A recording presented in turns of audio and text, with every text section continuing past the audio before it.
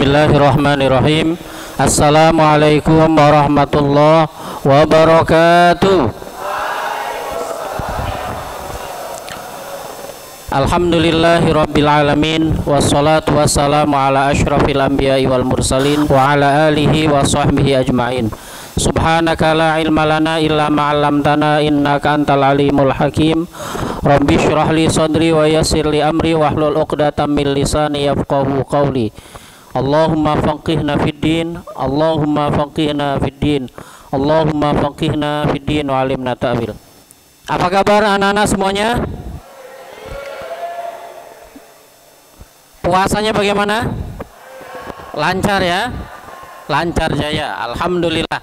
Mudah-mudahan keberkahan selalu Allah limpahkan kepada keluarga besar SMP Islam Al-Azhar 9 kita semua.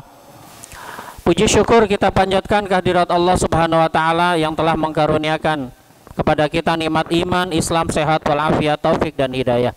Nikmat yang besar buat kita, nikmat istiqomah dalam beribadah, istiqomah dengan keislaman dan keimanan kita. Jadi tidak hanya lisan, tidak hanya pengakuan terhadap keislaman kita bahwa kita bersyahadat, tetapi juga mengaplikasikan rukun Islam yang 5 tadi untuk yang kelima sesuai dengannya, yaitu puasa khususnya.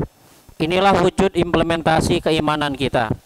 Maka tidak heran kemudian kita belajar dari Al-Quran, orang hanya beriman saja yang bisa berpuasa. Maka panggilannya ya ayyuhalladzina amanu, wahai orang-orang yang beriman.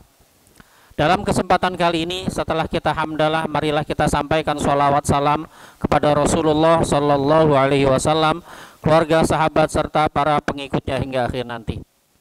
Tema yang diberikan oleh sekolah tadi adalah terkait dengan kualitas keimanan, peningkatan kualitas keimanan yang disampaikan oleh Al-Imam Al-Ghazali. Bapak menemukan referensi dalam kitab Ihya Ulumuddin. Jadi ini ada referensinya, nak. Imam Al-Ghazali membagi 3 tingkatan terhadap kualitas puasa kita. Yang pertama, tolong disimak.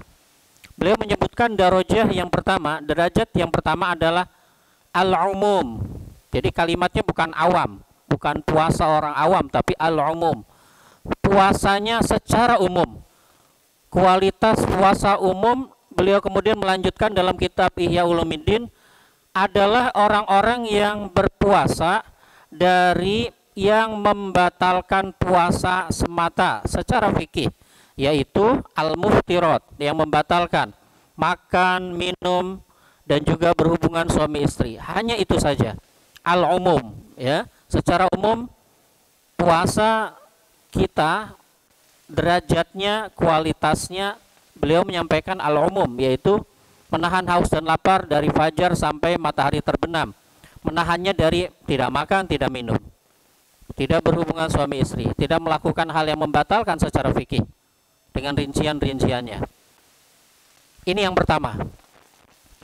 Yang kedua, beliau melanjutkan adalah al-khusus. Jadi bukan khawas. Kalau sering kita dengar penceramah-penceramah menyebutkan al-awam, al-khawas, tapi yang betul di kitab Ihya Ulumuddin, Imam Al-Ghazali menyebutkan adalah al-khusus, puasa yang khusus. Yang kedua adalah puasa al-khusus, orang yang menahan tidak hanya dari haus dan lapar dan yang membatalkan puasa secara fikih, tapi juga menahan pandangan, pendengaran, lisan, anggota tubuh. Disebut, beliau menyebutkan al-jawari, anggota tubuh yang lain. Tidak hanya mata, telinga dan juga lisan, tapi tangan, kaki dan seterusnya dari yang diharamkan. Lisan berdusta, ya, pendengaran mendengarkan gibah, fitnah dan seterusnya. Dan kategori kedua ini, orang-orang yang tingkatan ini, mereka akan menganggap puasanya batal kalau melanggar. Jadi mereka sudah menganggap, ya Allah, puasa saya sudah batal karena mendengarkan yang haram. Ya, musik-musik yang tidak sesuai dengan syariat, ada nafsu syahwat, ada kemudian satanik di sana, penyembahan setan dan seterusnya. Itu haram. Musik-musik yang kemudian bersuaranya tinggi, ya, teriak-teriak dan mengumbar aurat, itu yang haram. Kategori yang kedua ini mereka menganggap batal puasanya ketika melanggar, yaitu tadi pendengaran, penglihatan, lisan. Hanya karena dusta saja dia sudah menganggap puasanya batal.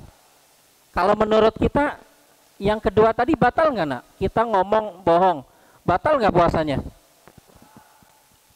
Martabat yang pertama, atau beliau menyebutkan derajat yang pertama, tidak batal karena tidak makan minum, tidak melakukan hubungan suami istri, atau yang membatalkan fikih puasa lainnya. Tetapi kelompok ini mereka menganggap dan mereka sangat berhati-hati agar puasanya tidak batal. Dan yang terakhir adalah khususul khusus. Sering disebutnya khawasul khawas, tapi yang betul adalah khususul khusus. Kalau tadi adalah kualitasnya khusus, orang-orang khusus, ini lebih tinggi lagi. Terkhususnya orang-orang khusus, pilihan orang-orang yang sangat spesial.